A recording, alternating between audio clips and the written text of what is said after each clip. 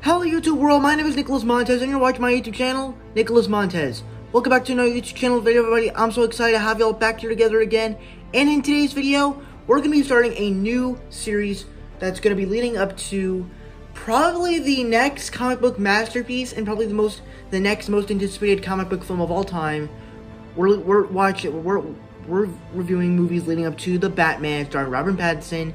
And with that said, we're going to be reviewing Batman 1989 starring Michael Keaton. So let's talk about it now.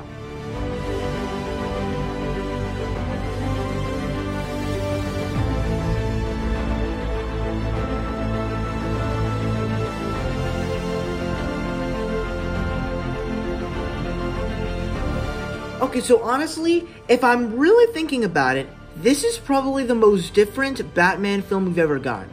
Now, obviously, this is one of the first Batman films. We had a bunch of Batman serials in the 40s. We had a TV movie that was based off of the TV show back in the 60s. But now we actually have a full-length feature film. And personally for me, I think that this is a really well-told story of Batman where they really do the world of Gotham in a very interesting way where people have different perspectives of Batman. But at the same time, it can actually kind of be dark, but at the same time be a little bit, you know, dated to the time it came out. And also the performances and the cast do great. Of course, Michael Keaton, I don't know him from this role, so I can't really comment on him. But, you know, I know him from Ken from Toy Story 3. I know him from that guy in Cars, and I know him as Vulture from Spider-Man Homecoming. So this is actually just another one of his great roles that I'm glad I actually saw, and he plays a great Batman. And he fits the role perfectly. Another performance I loved, Jack Nicholson as the Joker. I think the laugh in here is probably one of the best, like, Joker laughs ever. It's just brilliant. Some of the action is a little bit cool. It's stylized, pretty interesting. Some of the other characters, they fit the roles. And I just and also the score from Danny Elfman is amazing, as this was one of his first films before he did Spider-Man, so I loved that. And of course, Tim Burton actually knew how to do the Batman story as he tells dark stories, so that was a good thing about this movie. With that said, let's move on to the bad.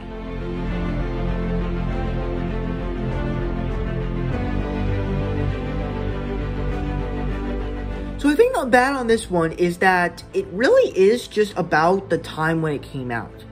If you look back on this movie, the choreographed action and stuff, the way the batarangs, the batter stings, all of it, the way they are moving, it just looks very outdated. It's very outdated. And that's because we've had so many other Batman movies that came later. And I mean, granted, even the Dark Knight movies, like even Batman Begins didn't even have that many cool action sequences until they did The Dark Knight, and they actually improved it. And then they did The Dark Knight Rises.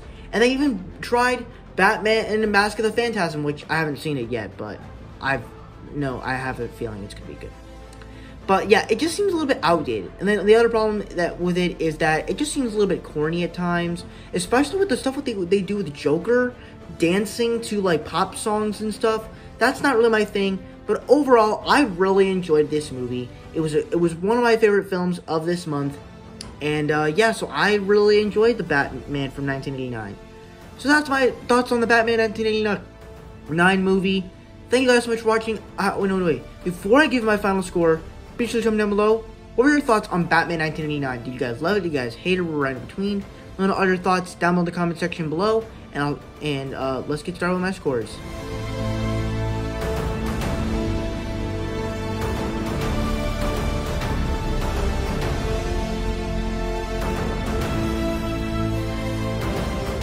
Alright, so that's it for my scores. Thank you guys so much for watching. I hope you enjoyed. Don't forget to like, comment, and subscribe.